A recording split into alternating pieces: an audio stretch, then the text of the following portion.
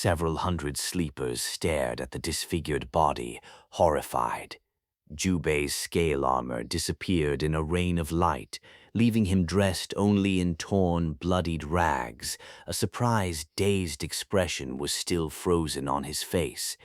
Awash in blood and broken, the man who had been proud and defiant just a minute ago was now nothing but a pathetic corpse.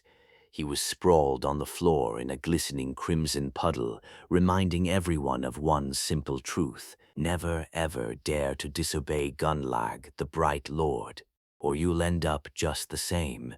Sunny was probably one of the only two people in the grand hall who wasn't looking at the corpse. Instead, he was looking at Horace. Horace himself was staring at the wall, absolutely disinterested in the gruesome fruit of his dark labor. What else was I hoping for? Stupid. Hope. Hope is a poison. It will only get you killed. Sunny knew all the facts, but only now had he finally understood how hopeless it was to even think about challenging the Golden Serpent. Everything in the Dark City was designed to make him and his army invincible. That was how the damn hunchback had managed to defeat the experienced hunter from the outer settlement so easily, using nothing but his raw strength. He hadn't even had to show his aspect ability. Why was the divide in their physical prowess so vast? That was because with every human in the Dark City possessing the same dormant core, there were only two things that could make someone more powerful than the rest: soul essence and memories, and both were monopolized by Gunlag. Only he possessed the manpower and knowledge to freely hunt in the Dark City. This way, he had become the only person with a reliable source of both soul shards and memories in his possession.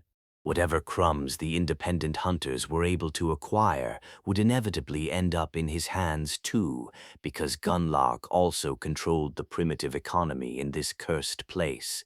By providing food and safety in exchange for the so-called tribute, he made sure that all the resources would flow in only one direction, into his hands.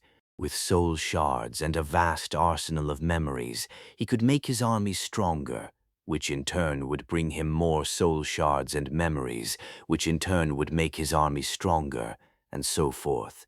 It was a simple, perfect, and harrowing cycle that made his power more and more absolute with each revolution. By the time Sunny, Nephis, and Cassie had arrived in the Dark City, the divide between Gunlag's forces and everyone else here was too wide to ever be bridged. Sunny had no doubt that most of the elite warriors of the host had their cores saturated with soul essence to the brim. There was a limit to how many soul shards a nightmare spell carrier could absorb before reaching the bottleneck of their rank, although few ever did. Advancing to the next rank removed that bottleneck and enhanced their bodies according to the saturation level of the core. But with no way to advance, people in the Dark City could only rely on the raw amount of soul essence to accumulate power. This meant that within these ancient walls, sworn into servitude to a single man, there lived the most powerful group of sleepers to ever exist in human history. And this was the man Nephis planned to kill. With a shudder, Sunny remembered Effie's words: "No sleeper can defeat Gunlag, ever. It's simply impossible." He also remembered dozens of skulls swinging in the wind above the castle gates. Curse it all. What is she going to pull me into this time? I really have to persuade her to give up for once. My life might depend on it. But somehow, he doubted that Changing Star even knew how to give up. At least not when it came to her mysterious goal. Curses. Sunny was so consumed by these dark thoughts that he even neglected to listen to Gunlag's farewell speech. He had the general idea of what kind of bullcrap the bastard was proselytizing anyway. Soon, the Bright Lord had left his white throne and disappeared into the darkness behind it. The lieutenants followed, with Harris being the last one to leave. As soon as they were gone, the body of Jubei was unceremoniously dragged away, and a group of handmaidens silently wiped the puddle of blood off the pristine marble floor. The tables were moved back to their places, and the crowd of sleepers were invited to return to their breakfast, as if nothing had happened. However, Sonny had completely lost his appetite. Leading Cassie away, he glanced at the plates full of food and thought without humor, "I guess there's a first time for everything." Asterisk, asterisk, asterisk. For the remaining 2 days, Sonny had done nothing but frantically gather information. Knowing that he will be leaving the castle soon, he became a little bit bolder in where to send his shadow. He spent a lot of time spying on the hunters and pathfinders, learning their tactics and secrets. He observed how guards were trained. He learned which artisans were important and which were not. The only caste he tried to avoid was the handmaidens. He even studied various engravings and stone carvings that decorated the walls of the castle. Finally, the week they had paid tribute for came to an end. On the dawn of the 8th day, Sonny and Cassie once again appeared in the large hall with beautiful stained glass windows and saw the gates of the castle. Despite the fact that there was nothing outside these gates but a dirty slum, Sonny felt relieved. He couldn't wait to leave this damn place. Why do people even want to live here? As soon as he finished this thought, Sonny realized that he didn't actually know what life in the outer settlement was like. Perhaps the castle was actually a paradise in comparison. I doubt it. How bad can it actually be? I guess they just never lived in the outskirts. Shaking his head, he walked toward the gates, but then stopped when someone called his name. Turning his head, Sonny noticed the familiar young man with a thin face and nervous eyes. Today, Harper seemed to be especially distressed. His clothes were a bit less tidy, and there were a few ugly blotches of ink on his parchment. "Ah, Sunless and Cassia, right? Goodness, it has already been a week. Where was I? Oh, yes. Are you guys here to pay tribute for the next one?" Sonny stared at him for a few moments, then forced out a smile and pretended to be sad. "No, we haven't been able to, earn shards, so we're leaving. Maybe we will see each other again someday." Harper opened his eyes wide and stuttered. What? Why would I be— Oh, sorry. I'm very sorry that you couldn't stay longer. But don't despair. Lord Gunlag is truly kind, and life is unpredictable. I'm sure you'll be able to come back soon." Sonny gave him a curt nod and turned away. "I hope not. Not too soon, at least." With that, they passed through the gates and left the bright castle, the promised castle they had spent so much time seeking and dreaming of. What a disappointment it all had been. Standing under the gray skies of the forgotten shore once again, Sonny and Cassie breathed in the cold, fresh air, and both smiled. Cassie tugged on his sleeve. "Sonny, what do we do now?" He looked at the pitiful slum that lay beneath them and answered without having to think for too long. "What else? We go find Nephis." Cassie smiled, but then suddenly frowned and asked, "But, Sonny, how do we find her?" He thought for a few seconds, then shrugged. "I'm not sure. Follow the sounds of mayhem? This place is not that big. I'm sure we'll manage." They descended the stairs and entered the slum, with Sonny looking around in search of the distinct tall figure. There weren't that many sleepers in the outer settlement who possessed an armor-type memory, so he was sure of his ability to notice Changing Star in the crowd. Soon, they were surrounded by makeshift hovels and people that had empty, bleak eyes. Some of them stared at them with pity, realizing that the two had just been sent away from the castle. Others openly gloated. Sonny paid them no attention. Once again, he was surprised by the sharp contrast between the castle and the outer settlement.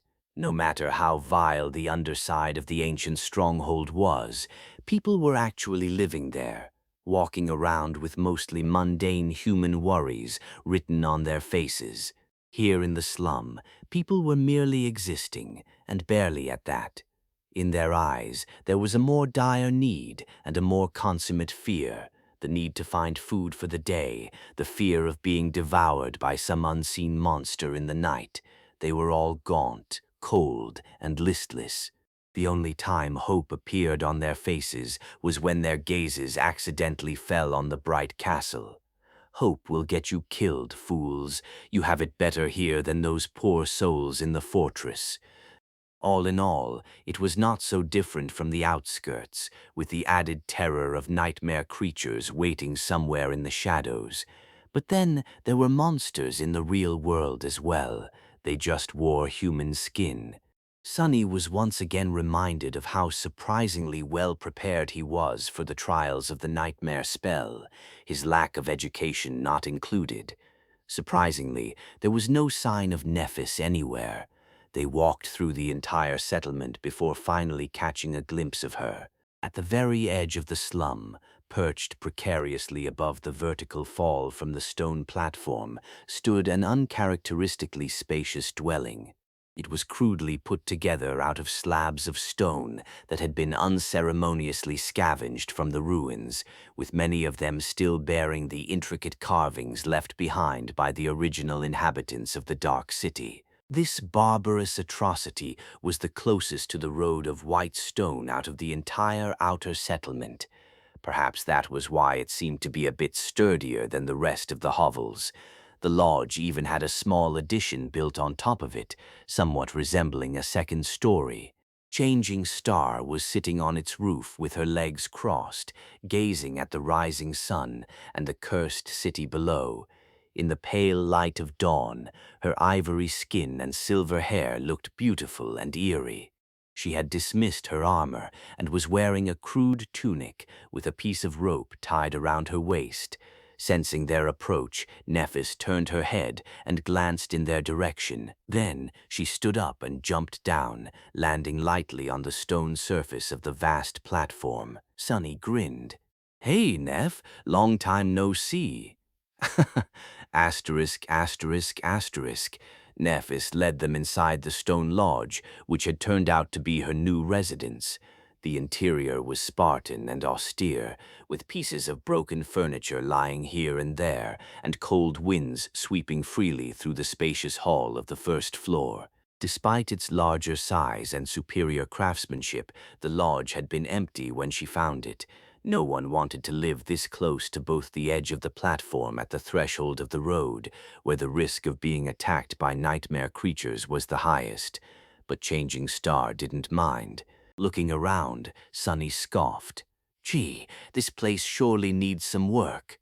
Neff shrugged, seemingly not very concerned with her living conditions. Well, they did spend the past 2 months sleeping on nothing but rocks and dirt, so in a sense, even this ramshackle mess was an enormous improvement. With some improvements, it could even become somewhat of a decent place. Suddenly, Sonny felt a little guilty about all the comfort and warmth he had experienced in the castle. He was even fed delicious fresh food twice a day. Speaking of food, Cassie smiled and handed Neff a small bundle. Concerned about her friend, she had not eaten her supper the previous evening, choosing to save it for this moment.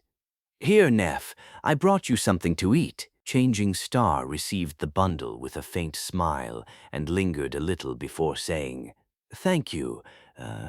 Do you guys want breakfast?" With that, she walked over to a flimsy wooden table that stood near one of the walls and removed a piece of cloth from it. Beneath, there was a pile of juicy roasted meat. It was sizable enough to feed 10 people in the castle for a day or two. Sonny stared at the meat blankly, then moved his eyes to stare at Nephis. "Where the hell did you get all this meat? We thought you would be starving here in the outer settlement."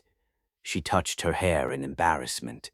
"Oh, a few nights ago, a big monster came from the road. I and a few other people managed to kill it. This is my share of the spoils." Cassie opened her eyes wide, but I thought that Gunlock's men were supposed to fight off nightmare creatures. Changing Star remained silent for a few seconds. "They do if the castle is attacked, either from the slopes of the hill or from the sky.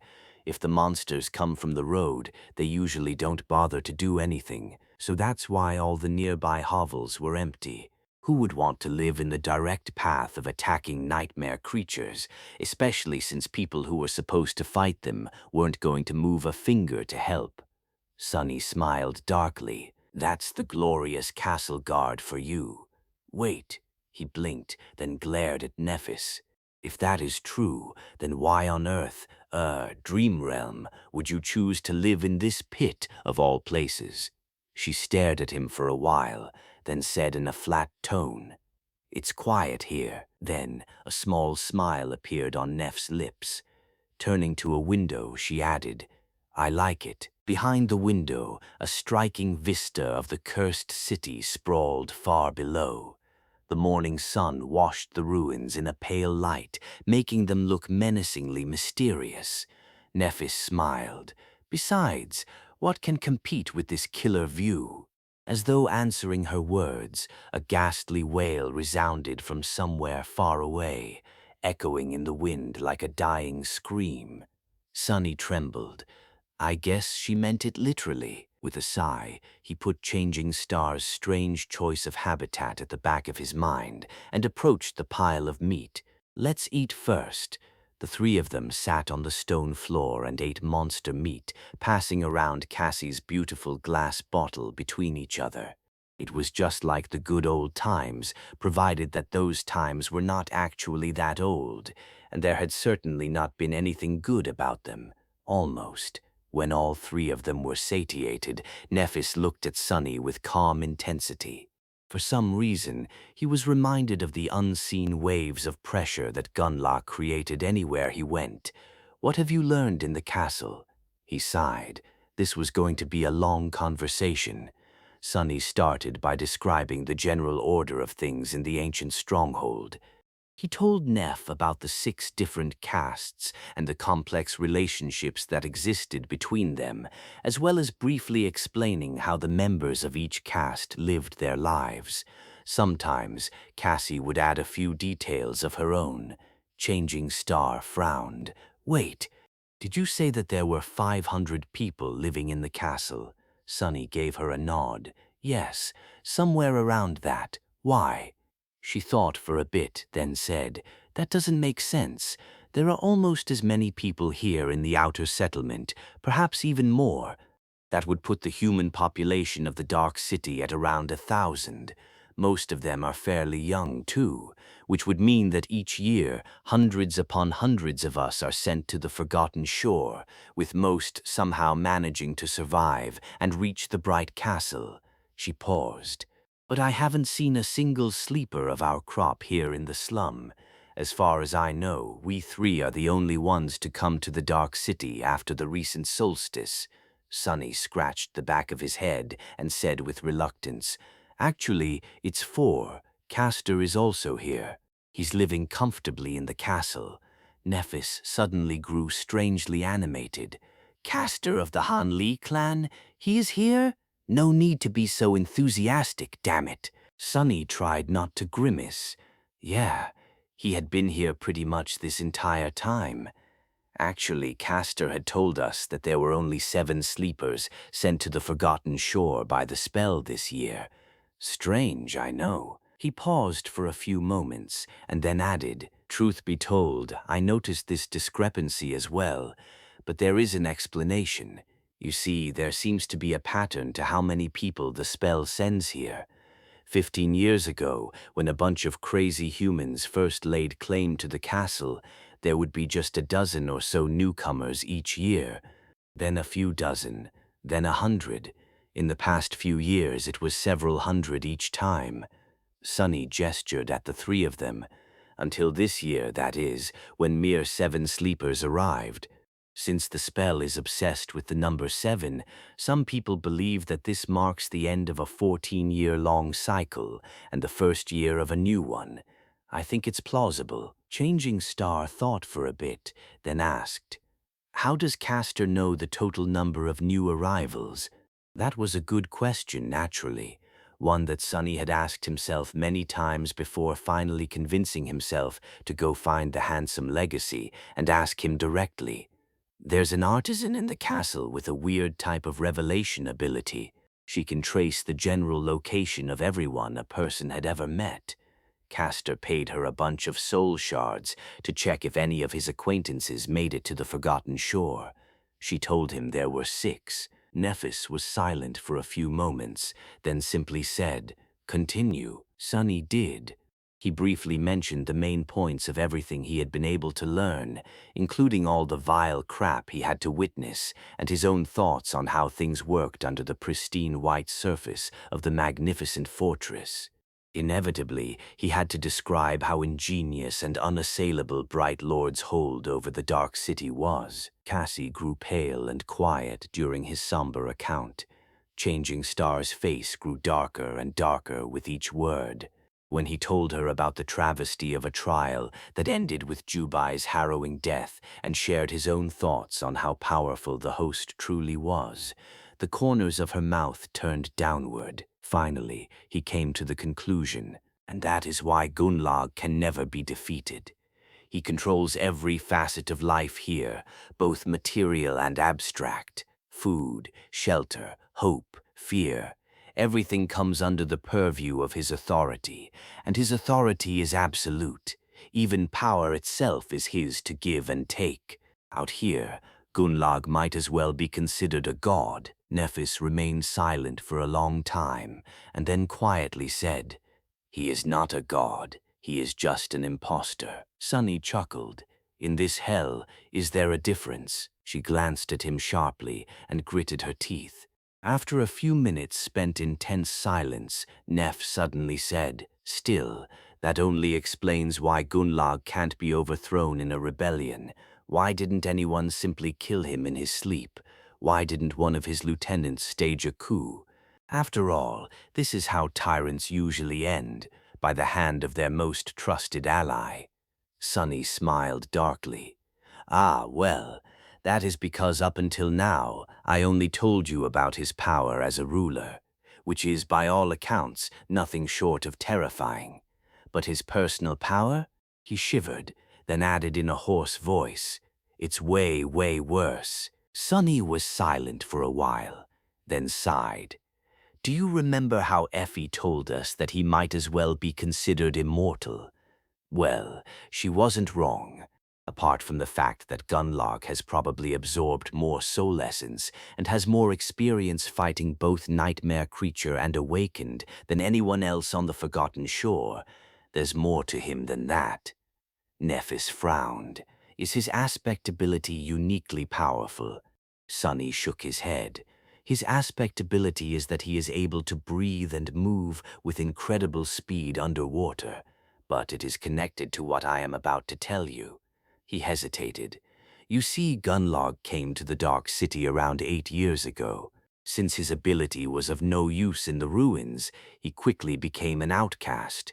From what I was able to learn, things were even darker in the castle back then. Strength decided everything, and anyone without strength wasn't even considered to be human." Sunny shuddered. He could imagine it vividly.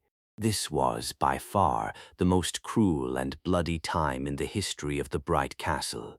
Right after the last member of the original cohort to conquer the ancient stronghold had perished, and before Gunlag took control, things balanced at the edge of madness for a while.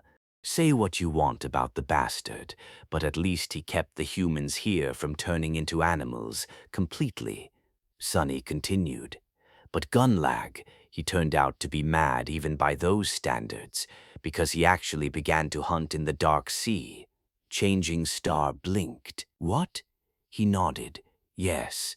At dusk, he would dive from the city wall into the black water to scavenge the soul shards from the monsters of the labyrinth that were crushed by the flood, racing against the approaching horrors of the depths. And at dawn, he would dive into the retreating sea to scavenge meat from the remains of creatures that the dwellers of the depths had killed and left behind."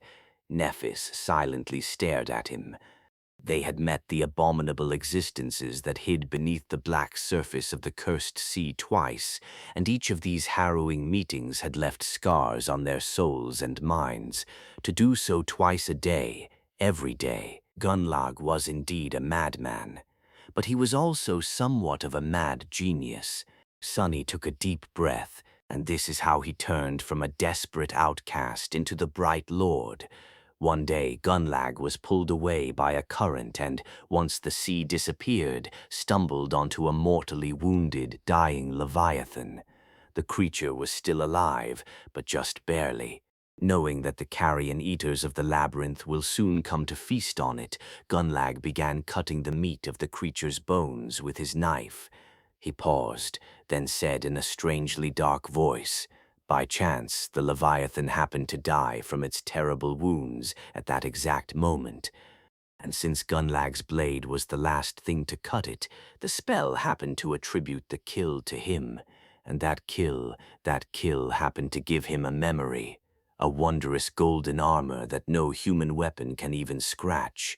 No one really knew a lot about the dwellers of the depths, but Sonny and Nephis had once witnessed two carapace centurions retrieve two transcendent soul shards from the carcass of one of them, which meant that Gunlag's armor-type memory was at least 3 ranks above the soul cores of every human on the Forgotten Shore. Almost every weapon-type memory they possessed was either of dormant or awakened rank. Even if someone managed to kill a fallen creature and acquire an ascended weapon from it, the weapon would most likely still be ineffective against the transcendent armor. And since that damn armor didn't have any openings, basically Gunlag was invincible. Sonny sighed. With that armor, he returned to the Dark City, gathered a few supporters, killed everyone who stood in his way, and took control of the castle. No one was able to threaten his reign ever since, and all those who tried, well, their skulls are out there for everyone to see, swinging on chains above the gates of the castle. Nephis remained silent for a long time, staring at the floor. She seemed to be a bit disheartened. Finally, she asked, "What traits does the armor possess?" He shrugged. "Who knows? It's not like anyone who had the opportunity to learn that lived to tell the tale. The only thing widely known about the golden armor is that it is made out of some strange liquid metal and that it emanates a field of crushing psychic pressure. But even that is not entirely true. Actually, it only affects those who look at their reflection in the visor." Cassie wasn't affected at all. The blind girl raised an eyebrow, only now learning that everyone except for her always felt incredibly oppressed in Gunlag's presence.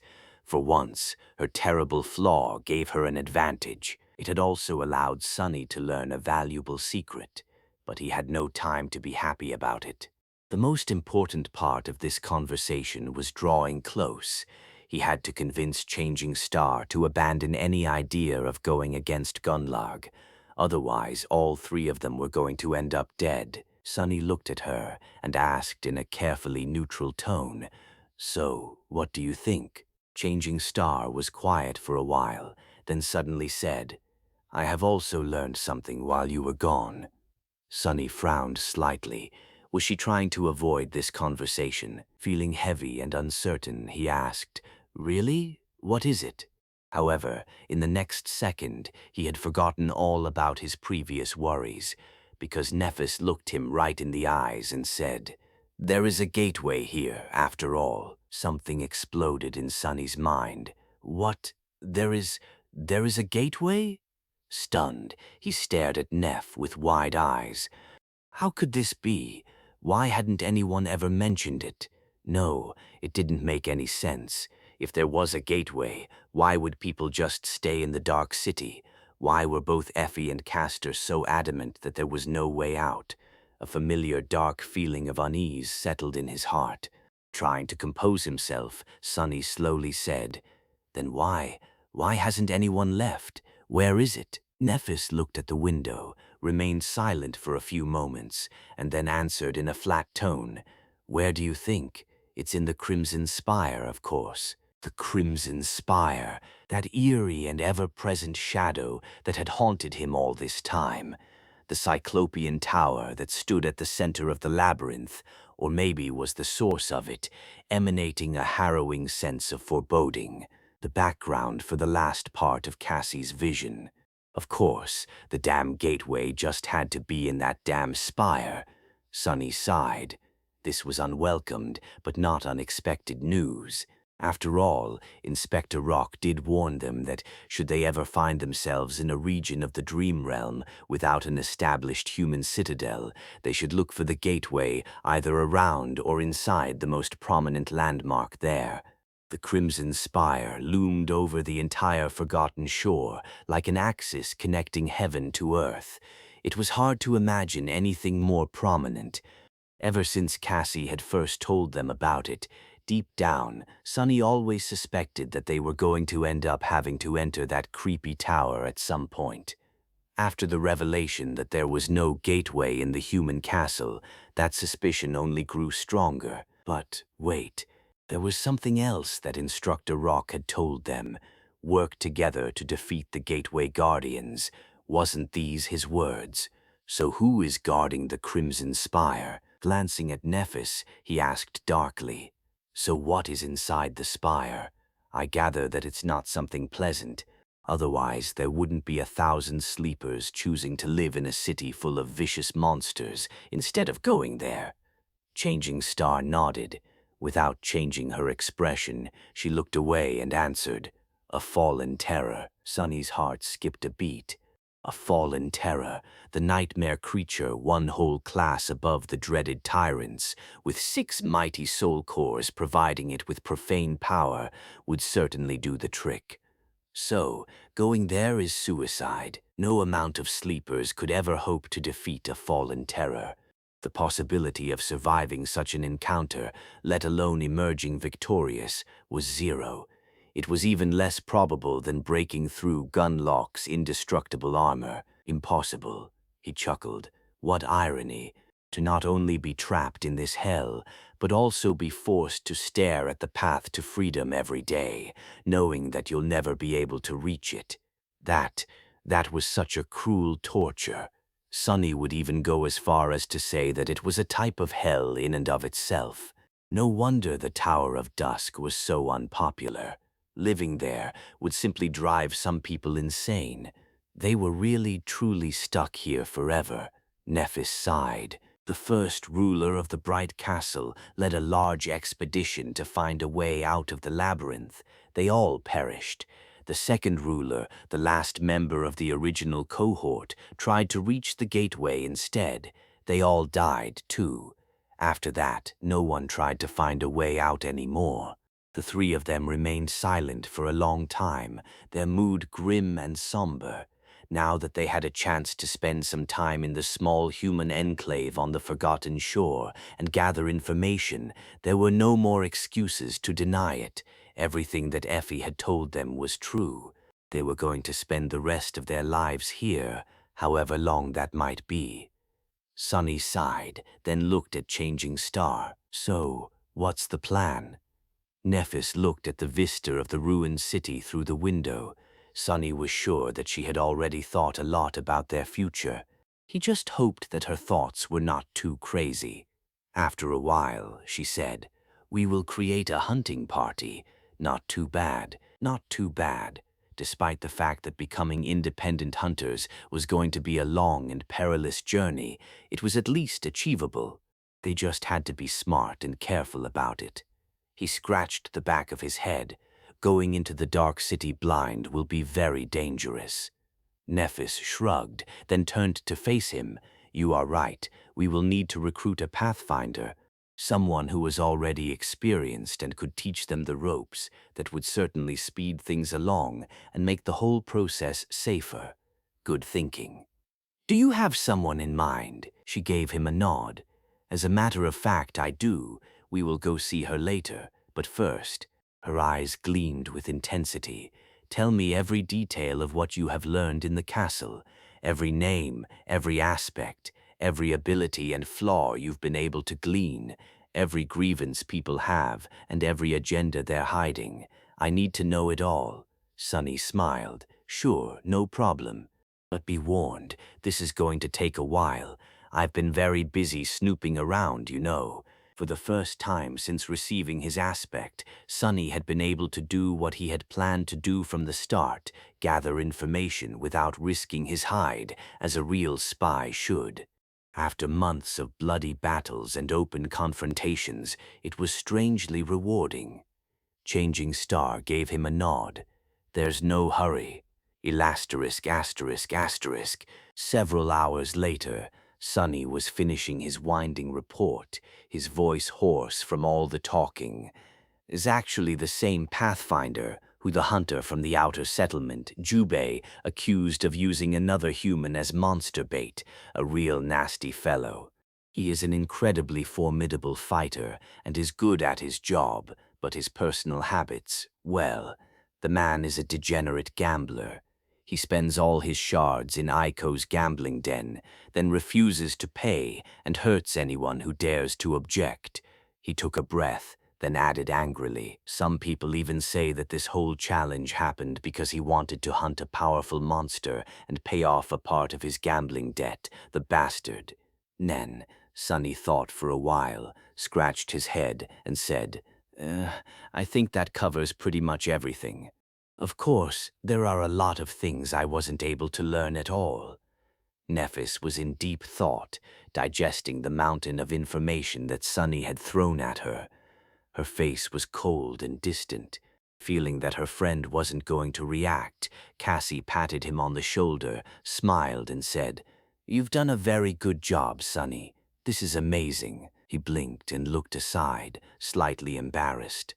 "Well, of course it is. That is what my aspect is actually for, remember. The whole monster-slaying thing is nothing but an unfortunate misuse of my talents, honestly. Yeah, I would much prefer to stay hidden somewhere safe and let my shadow do all the work." The shadow slightly turned its head and threw a menacing look his way. It was not amused. Sonny smiled, then looked at Nephis. "So, who is the Pathfinder you want to recruit? There can't be a lot of experienced hunters in the outer settlement, right? And each of them must have their hunting party already. How are we going to persuade one to join us?" Changing Star lingered, then said in a strangely tense voice, "Yes, everyone who is worth something has their own party, except for one person, but persuading her won't be easy." She sighed, then added, "Actually, you already know her. It's Effie.